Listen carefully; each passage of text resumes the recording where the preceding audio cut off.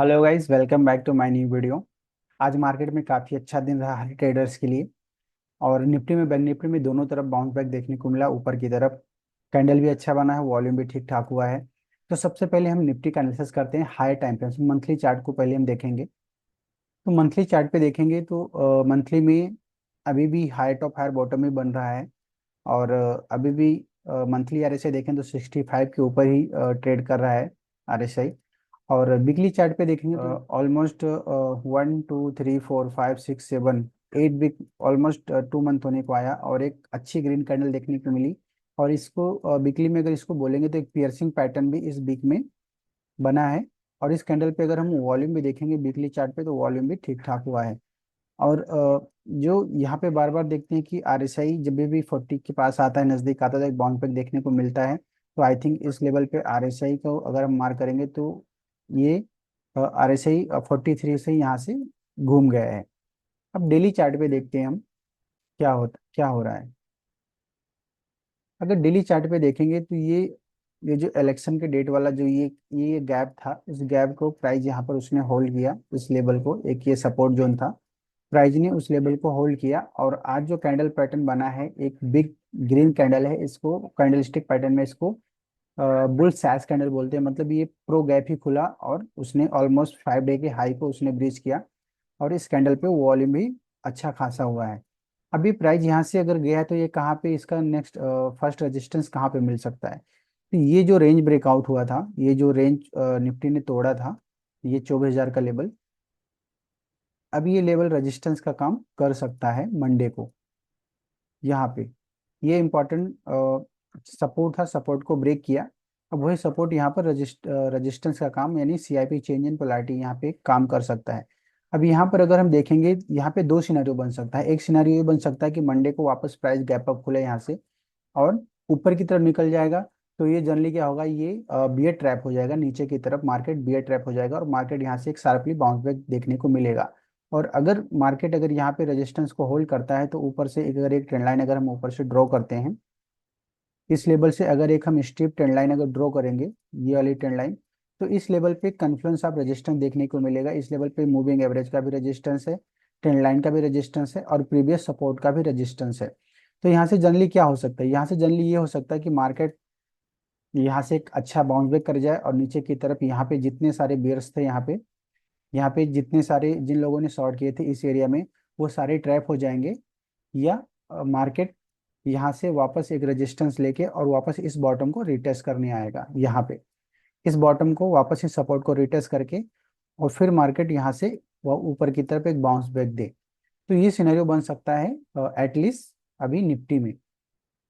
अब बात करते हैं बैंक निफ्टी की। अब बैंक निफ्टी में देखेंगे तो ये काफी बेटर है निफ्टी से। इसने तो सपोर्ट को इसने ब्रीच ही नहीं किया था। इसको भी मंथली चार्ट से पहले देखते हैं।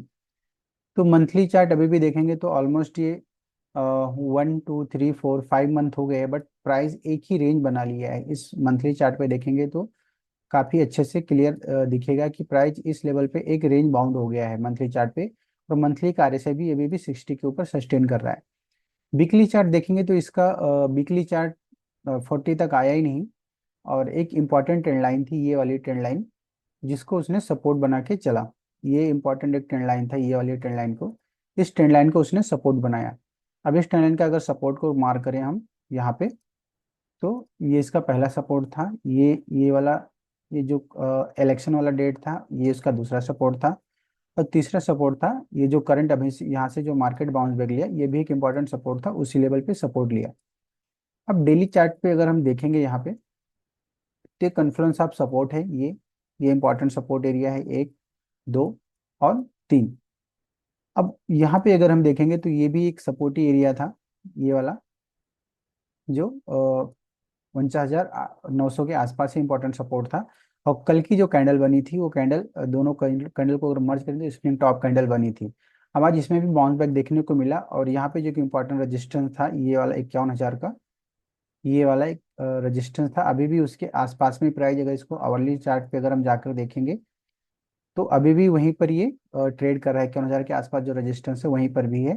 और इसका भी अगर आवरली आरएसआई देखेंगे तो अभी भी उसने 60 क्रॉस नहीं किया है। अब ये पूरे डाउन ट्रेंड को अगर हम देखेंगे तो जितनी बार भी वो 60 पे जाता है आरएसआई, वहां से ऊपर से उसको एक सेलिंग प्रेशर ऊपर की तरफ से नीचे नीचे की तरफ आरएसआई आता है। तो अगर ये लेवल क्रॉस हो गया, अगर 51,000 के लेवल क्रॉस हुआ, इसको अगर सस्टेन करता है, तो नेक्स्ट हमारे पास जो जगह बनेगी ऊपर के लिए, वो हम इस एरिया को वापस 52,400 के आसपास ऊपर हमारे पास जगह बनेगी। और अगर इसको भी अगर हम क्रॉस करते हैं तो फिर हम 53,000 के लेवल को अच्छे से टच कर सकते हैं। बट इमीडिएट रेजिस्टेंस अभी इसमें यही है। फर्स्ट तो मूविंग एवरेज का ही जो रेजिस्टेंस दिखेगा, ये लेवल जो है 51,000, 51,500 के आसपास। और सेकेंड रेजिस्टेंस जो दिखेगा वो है 52,400 के आसपास। और नीचे का सपोर्ट, जब तक सपोर्ट ब्रेक नहीं होता है 49,900, तब तक हम बैंक निफ्टी में ज़्यादा बेरिश नहीं हो सकते हैं। तो मार्केट साइडवेज, थोड़ा और बैंक निफ्टी साइडवेज जा सकता है। और जनरली जो ये हैमर पैटर्न बना है, कभी भी हैमर अगर बॉटम पे बनता है तो जनरली वो रिटेस्ट होता है। तो हो सकता है कि यहाँ पे वापस इस हैमर को प्राइस रिटेस्ट करने आए, और फिर वहाँ यहाँ से वापस ऊपर की तरफ एक इस लेवल पे ब्रेकआउट देखने को मिले। तो ये सिनेरियो बनते हैं बैंक निफ्टी में। तो इस हिसाब से अपने ट्रेड को हम प्लान कर सकते हैं। और आज के वीडियो में बस इतना ही। आपको वीडियो कैसा लगा आप कमेंट बॉक्स में बताइए, और वीडियो को लाइक कर दीजिए, चैनल